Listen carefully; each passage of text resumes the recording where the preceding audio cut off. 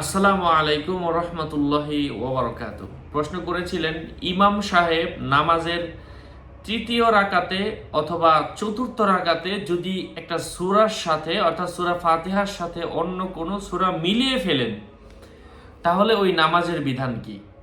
ইমাম সাহেবকে সাহু সেজদা দিতে হবে কিনা, এ বিষয়ে ইসলাম কি বলে? আলোচনা বুঝতে সাথেই থাকবেন। যারা এখনো চ্যানেলটি সাবস্ক্রাইব করেননি, সাবস্ক্রাইব করতে ভুলবেন না।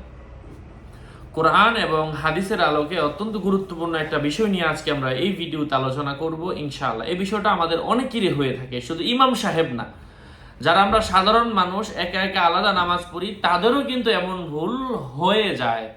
অসম্ভব কিছুই নয়। বেখেয়ালে আমরা ফরজ নামাজের তৃতীয় অথবা চতুর্থ রাকাতে সূরা মিলিয়ে ফেলি। তো আমরা কি করব? আমরা জানি সুন্নত নামাজের মধ্যে অথবা নফল নামাজের মধ্যে অথবা বেতেরের নামাজের মধ্যে নামাজের তৃতীয় অথবা চতুর্থ রাকাতে সূরা মিলাতে হয়, কিন্তু ফরজ নামাজের প্রথম 2 রাকাতে সূরা মিলাতে হয়, পরের 2 রাকাতে শুধু সূরা ফাতিহা পড়লেই হয়ে যায়। কিন্তু ভুলবশত কোনো ব্যক্তি যদি নামাজের তৃতীয় অথবা চতুর্থ রাকাতে সূরা ফাতিহার সাথে অন্য কোনো সূরা মিলিয়ে ফেলেন, তাহলে তার সাহু সেজদা দেওয়া লাগবে না, তবে ইচ্ছা করে আমরা যেন না পড়ি। হ্যাঁ, আল্লাহ পাক আমাদেরকে বোঝার তৌফিক দান করেন। আরো আপডেট পেতে সাথেই থাকবেন।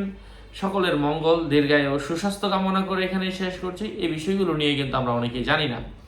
নামাজের মাসআলা মাসাইল নিয়ে গুরুত্বপূর্ণ আলোচনা পেতে আমাদের চ্যানেলটি সাবস্ক্রাইব করতে ভুলবেন না। আমি প্রত্যেক ভিডিওতেই বলি, ভেরিফাই চ্যানেলের ডেসক্রিপশন বক্সে ক্লিক করলেই আবার পেজ এবং আইডি আসবে।